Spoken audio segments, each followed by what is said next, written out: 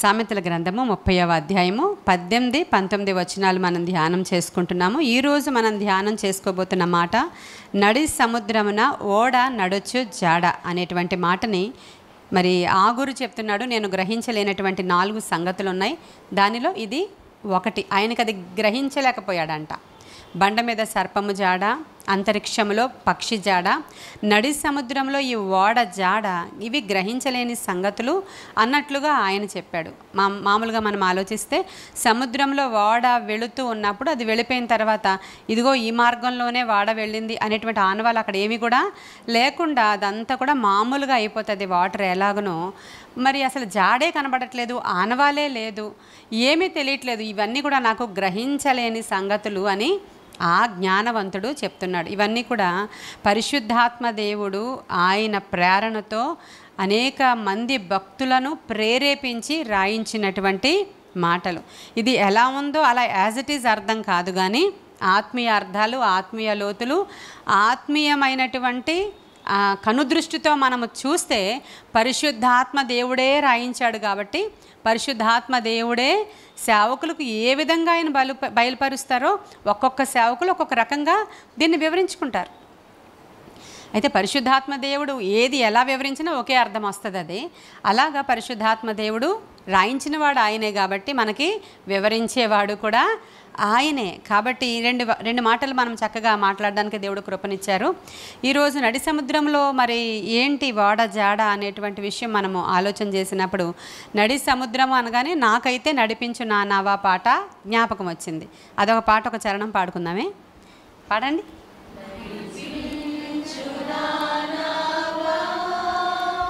నడి సాంద్రమున దేవా నవజీవన మార్గమునా నా జన్మ తరింపా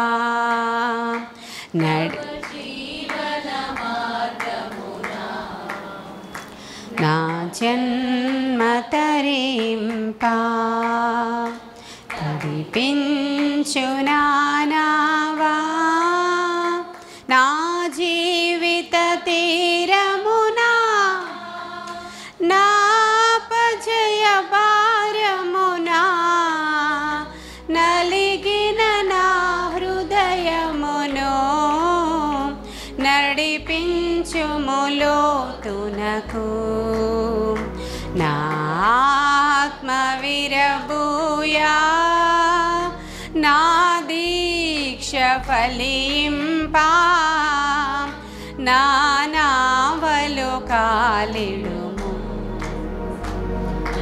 సేవ చేకునుము. చాలండి.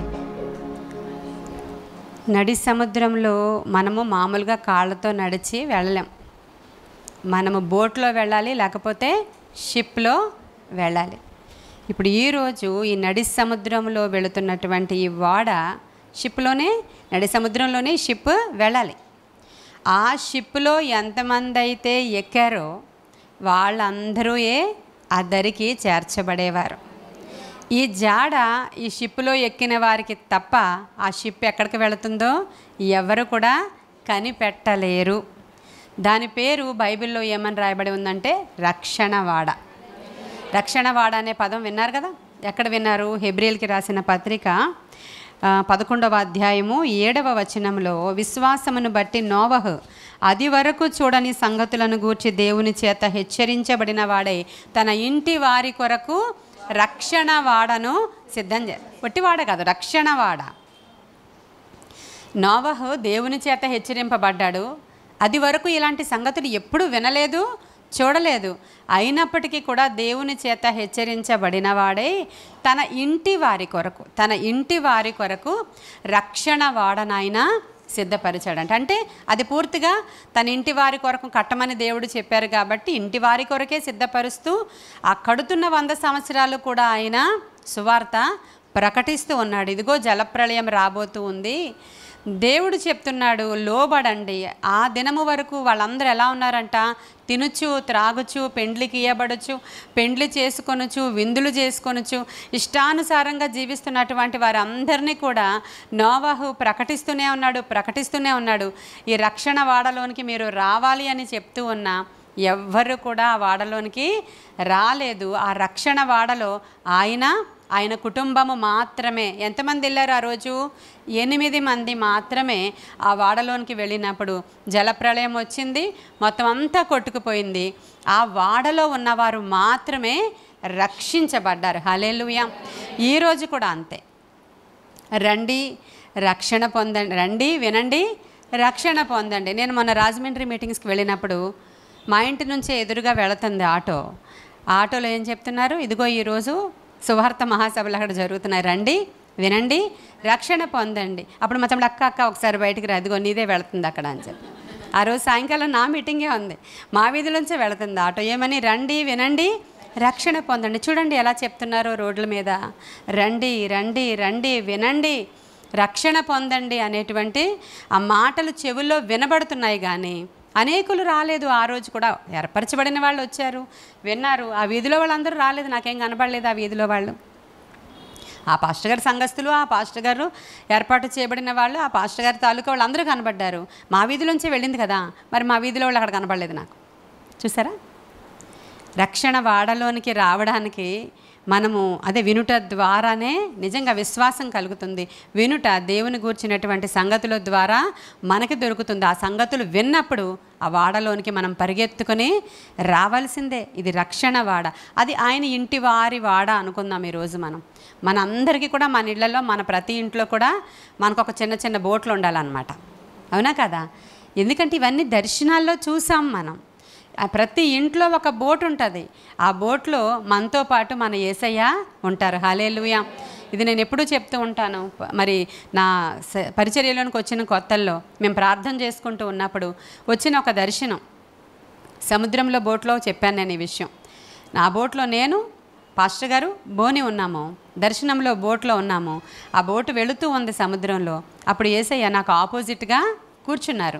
అప్పుడు పాస్టర్ గారు ఇలా నీటిలోనికి ఇలా చూస్తూ ఉంటే ఆయన పాకెట్లో ఉన్న డబ్బులన్నీ ఆ దాంట్లో పడిపోయినాయి వాటర్లో. అప్పుడు యేసయ్య వచ్చి ఆయన జస్ట్ ఇలా వంగి పోగొట్టుకున్న సమస్తాన్ని తీసి ఆ పాకెట్లో పెట్టారు. హల్లెలూయా. అంటే ఆయన మన నామలో ఉంటే మనకి ఏది పోయినా ఆయన తిరిగిస్తారు. హల్లెలూయా. ఇదే ప్రవచనాత్మకమైన ప్రార్థన చిన్నారి చేసింది ఇప్పుడే. మేమేది పోగొట్టుకున్నదంతా కూడా నీవు తిరిగి ఇస్తావు. హల్లెలూయా.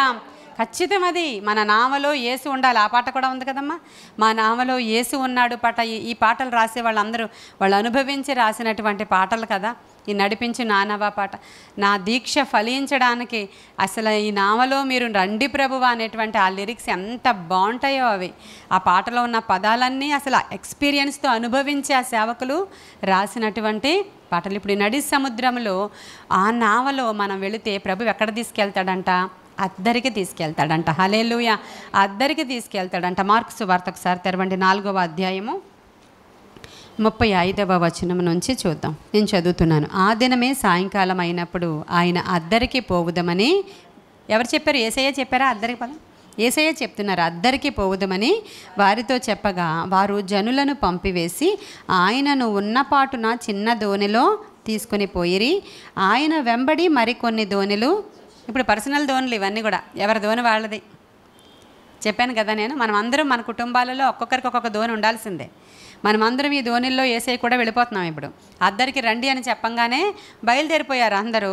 ఒక్కొక్కరు అనేకమైన దోణులు, చూడండి వాటితో పాటు అనేకమైన దోణులు కూడా వెళ్ళిపోయినాయి. అప్పుడు పెద్ద తుఫాను రేగి ఆయన ఉన్న దోణి మీద అలలు కొట్టినందున దోణి నీళ్లతో నిండిపోయిందన్నమాట. ఆయన దోణి అమరమున తలగడ మీద తలవాల్చుకొని నిద్రించుచుండెను.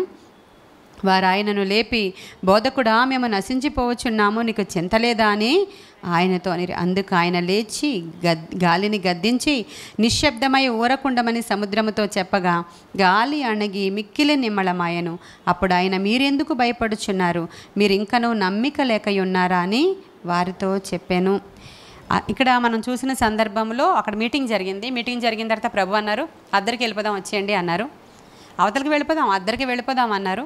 ఆయనతో పాటు మిగతా బోట్స్తో అందరూ జనాలు బయలుదేరారు. ప్రభు కూడా బయలుదేరారు. ఆయన రెస్ట్ తీసుకుంటున్నారు. ఆయన రెస్ట్ తీసుకుంటూ ఉన్నప్పుడు ఈ లోపల గాలి తుఫాను అలజడి వచ్చింది. ప్రభువు మన బోట్లో ఉన్నా సరే గాలి తుఫాను వస్తుందా రాదా శైలజ గారు? వస్తుంది. బోట్లో ప్రభు ఉన్నారు, అయినా సరే గాలి తుఫాను అలజడి వచ్చి ఎంత మేరకు వచ్చింది, మళ్ళీ బోట్లోనికి వాటర్ వచ్చేసే అంత. ప్రభు ఉన్నారు కదా, అసలు రాకూడదు కదా. మరి ప్రభా నేను నమ్ముకున్నాం కదా, ఒక కష్టం రాకూడదు కదా. అన్యజనులు ఏమనుకుంటారు ప్రభా, మాకెందుకు ఈ కష్టాలని మనం అడుగుతాం. ఆయన ఉన్నారు కదా. ఉన్న ధోనిలోనికే నీళ్లు వచ్చినప్పుడు అలజడి చేత ఆ నావ కొట్టబడుతుంది. అందుకే ప్రభు చెప్పారు, ఈ లోకంలో మీకు శ్రమ కలుగుతుంది, కానీ మీరు ధైర్యంగా ఉండండి.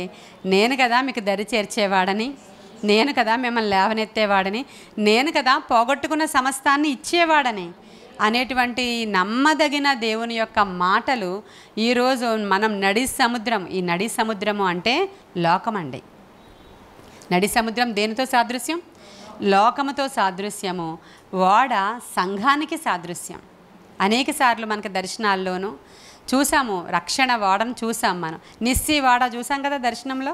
ఆ నిస్సి ఓడలోనికి మనం అందరం కూడా ఎక్కేసి వెళ్ళిపోతున్న దర్శనాలు మీరు కూడా చూసారా? ఎప్పుడు చూసారండి? చూడలేదా? మరి చెయ్యొద్దున్నారు. హల్లెలూయా చెప్తున్నారా? Okay, good. అంటే నిస్సి వాడ చాలాసార్లు చూశారు చాలామంది.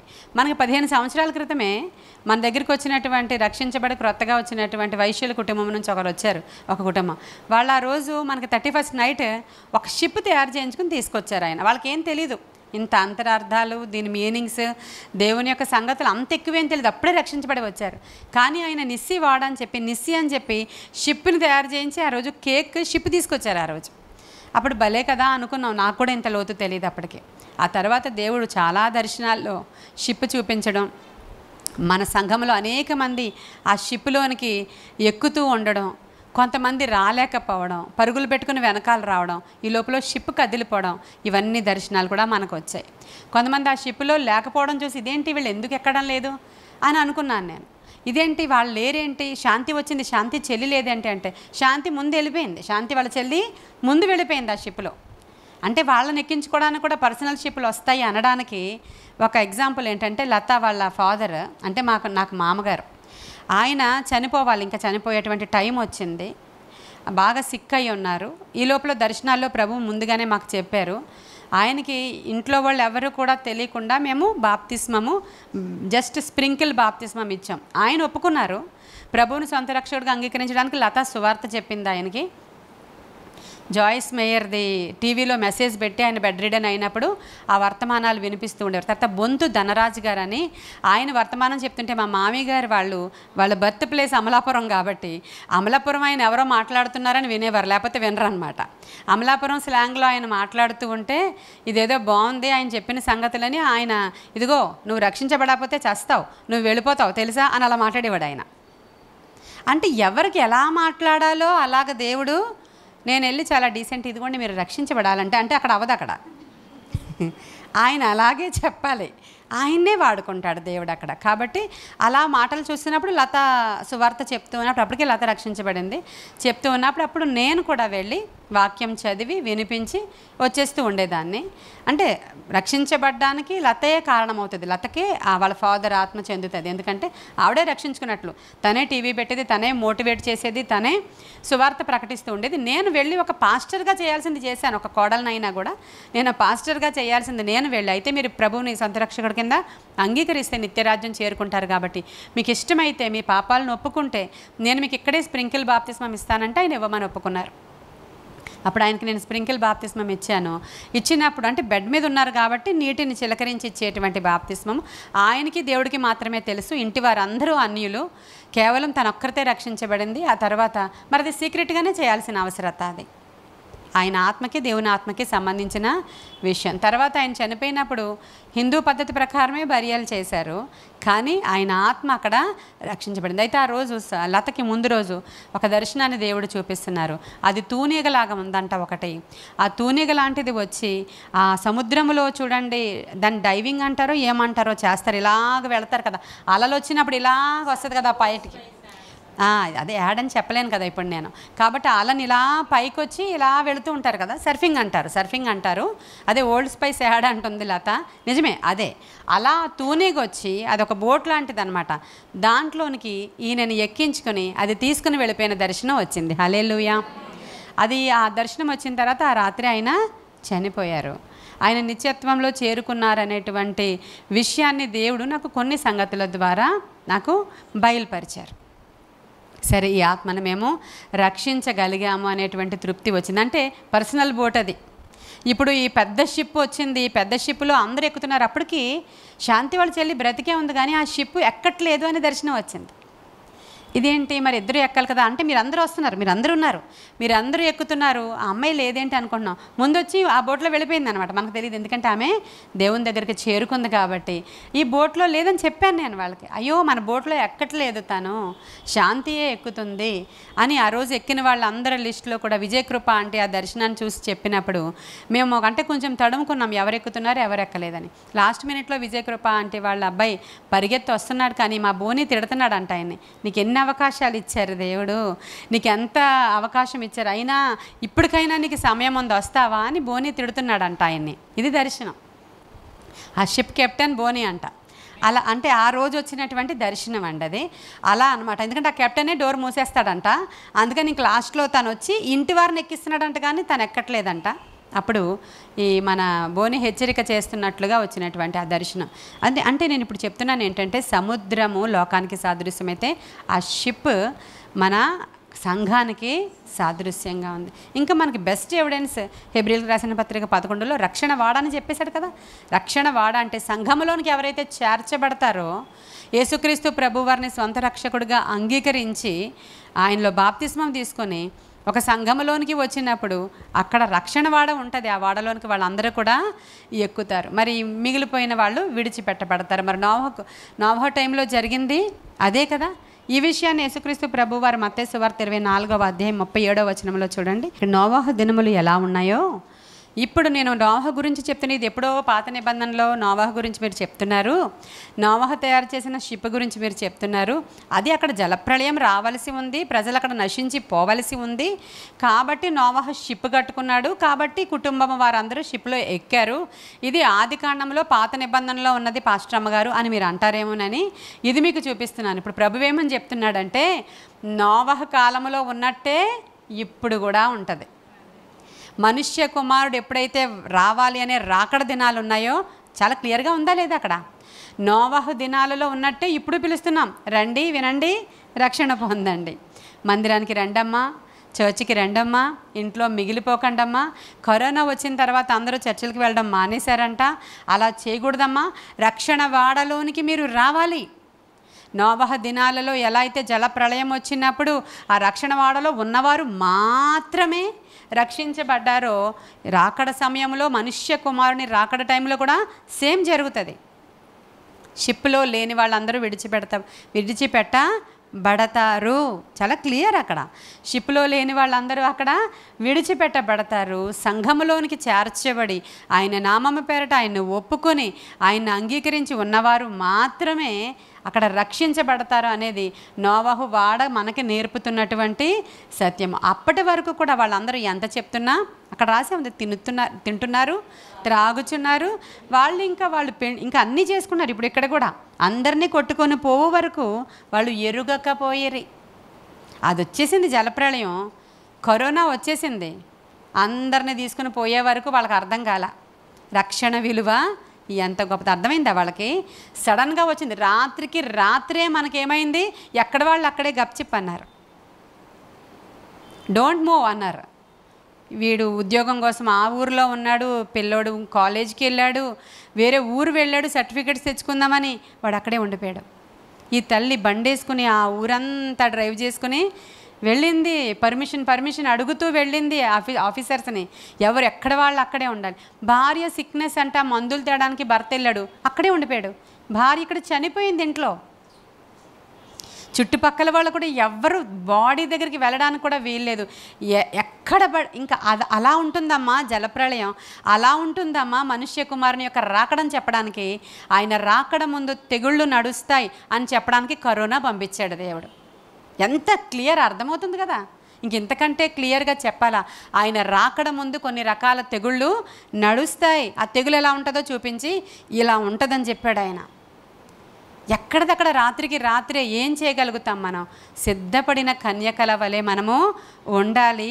ఆ యొక్క నావలో, ఆ వాడలో మనము ప్రవేశించాలంటే అది సంఘములో ఉన్నప్పుడు సంఘ కాపరి ఏం చేస్తాడు? వాళ్ళందరి లిస్టు కూడా, అది కూడా వచ్చింది దర్శనం. ఇంకా ఉన్నారు, కొంచెం సేపు ఆపరా అని నేను అడుగుతున్న దర్శనం కూడా వచ్చింది. ఇంకా ఉన్నారయ్యా, ప్లీజ్ కొంచెం సేపు టైం ఇవ్వండి, వాళ్ళు వచ్చేస్తారని నేను ఇంకా అడిగిన దర్శనం కూడా వచ్చిందండి. ఇవి నిజంగా చెప్తున్నాను నేను. దేనికోసం మాట్లాడుకుంటున్నాం మనం? దేవుని యొక్క పిలుపు ఎంత గొప్పదో, రక్షణ ఎంత గొప్పదో, దేవుని యొక్క సంఘ క్రమము ఎంత గొప్పదో, సంఘములో మనము నిలిచి ఉండుట ఎంత గొప్ప విషయమో. ప్రతి ఒక్కరూ చూసి మనల్ని అపహాస్యం చెయ్యొచ్చు. ఈరోజు సంఘానికి వెళితేనేనా 2-3 ఎక్కడుంటే అక్కడ దేవుడు ఉంటానన్నాళ్లే అని అపహాస్యం చేయొచ్చు. ఇంట్లో వాళ్ళు తిని త్రాగొచ్చు, దేవుని సన్నిధికి రాకుండా బద్దకించవచ్చు. కానీ ఖచ్చితంగా రక్షణ వాడ అంటే సంఘమేనండి, సంఘమే. మనమందరము సంఘములో ఉన్నాము. ఈ దర్శనాలన్నీ కూడా వచ్చినాయి. ఎంత ఆత్మీయ లోతు మన దగ్గర బైబిల్ గ్రంథంలో దొరుకుతుంది. కాబట్టి ఈ జాడ తర్వాత మనుషులు ఎవరు వచ్చి వెళ్ళిపోయిన సంగతే ఎవరికి తెలియదంట. 2 తిరుగులు విసురుతూ ఉంటే ఒకడు విసురుతున్నారు, ఇంకొకరు అక్కడ లేరు. ఏమయ్యారు వీళ్ళు తెలియదు, జాడలేరు వాళ్ళు. ఈ షిప్ జాడ లేదు, ఇంకా వెళ్ళిపోయింది అది. తర్వాత విడిచిపెట్టబడిన వారి గతి ఎంత భయంకరంగా ఉంటుందో ఒకసారి ఆలోచన చేసుకోవాలి. వినాలి. వర్తమానాలు వినినప్పుడు మనం ఖచ్చితంగా విని రక్షించబడాలి, విని హెచ్చరించబడాలి. వర్తమానాలు రోజు చెప్పుకుంటున్నాం, ఇది కామనే అన్నట్లు తీసుకోకూడదు. విని మారు మనసు పొందుకోవాలి. విని మనము ఆ రోజు మనకి ఏమి దేవునికి విరోధమైనవి లేవు, ఉండకూడదని విసర్జించాలి. ఈ రోజే రాకడొస్తే ఎలా ఉంటామో అన్నంతగా సిద్ధపాటుతో అనుదినము మనము ఉండాలి అని బైబిల్ సెలవిస్తూ ఈ యొక్క 10 మంది కన్యకల ఉపమానం చెప్పింది. ఆయన మనుష్య కుమారుడు ఊహించని సమయంలో వచ్చేసాడంట. ఆయన వీళ్ళు వెళ్ళి నూనె సిద్ధపరచుకుందామని వాళ్ళు కొనుక్కోవడానికని వెళ్ళారంట. అంటే రోజు వచ్చి నిర్లక్ష్యం చేసినటువంటి బ్యాచ్ అది. వాళ్ళని బుద్ధిహీనుల బ్యాచ్ అన్నారు అక్కడ. వాళ్ళు బుద్ధిహీనుల గుంపు. వాళ్ళు నిర్లక్ష్యం చేసేసారు. ముందంతా బాగానే ఉన్నారు, చూడడానికి వీళ్ళు వాళ్ళు ఒకలాగే ఉన్నారు, చూడడానికి వీళ్ళు వాళ్ళు తెల్లని బట్టలే వేసుకున్నారు, చూడడానికి వీళ్ళు వాళ్ళు పెళ్లి కుమార్తె గెటప్లోనే ఉన్నారు, ప్రభువు కొరకు సిద్ధపరచబడిన కన్యకల్లాగే ఉన్నారు. కానీ 5 బుద్ధి కలిగిన వాళ్ళు, 5 బుద్ధి లేని వాళ్ళు విడిచిపెట్టబడ్డారు. ఎందుకంటే వాళ్ళు టైం ఉన్నప్పుడే సిద్ధపరచుకోవడానికి వాళ్ళకి ఒళ్ళు వంగలేదు.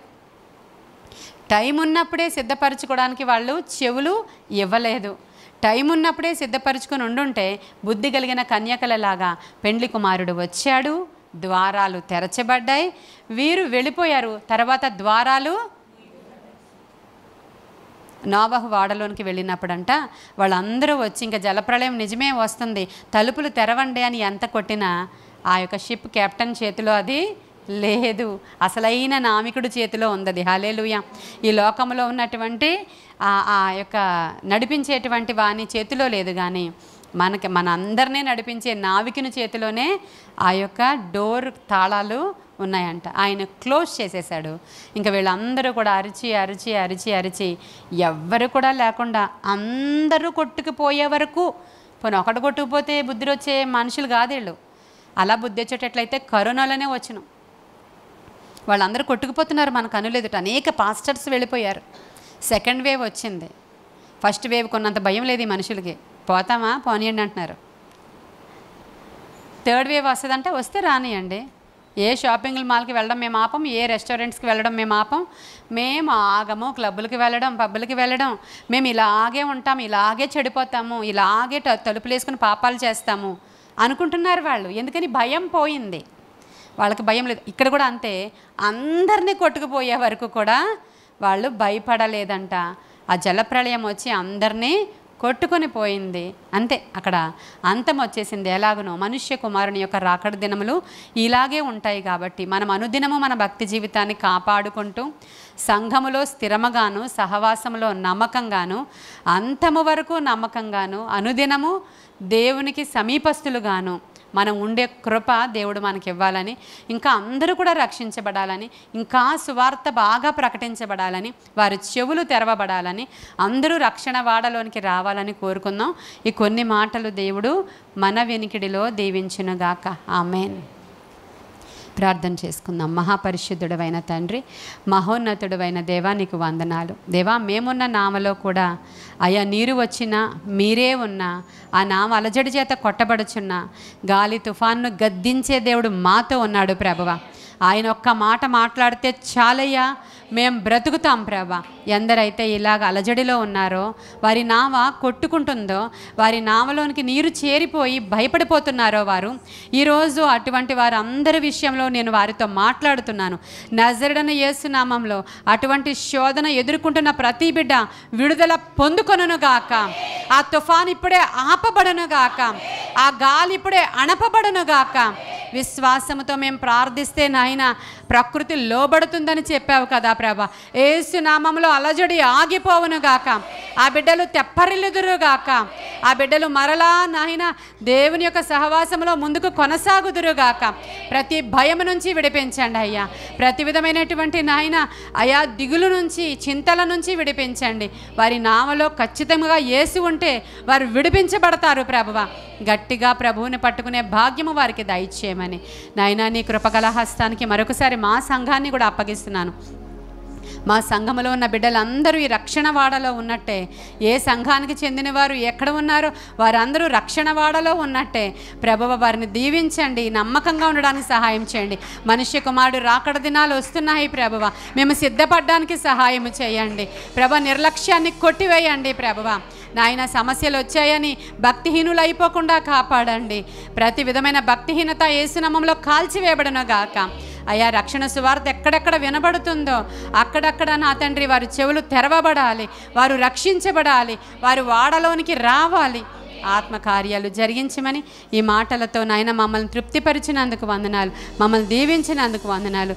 యేసయ్య నామములో అడిగి వేడుకొనుచున్నాము తండ్రి. God bless you.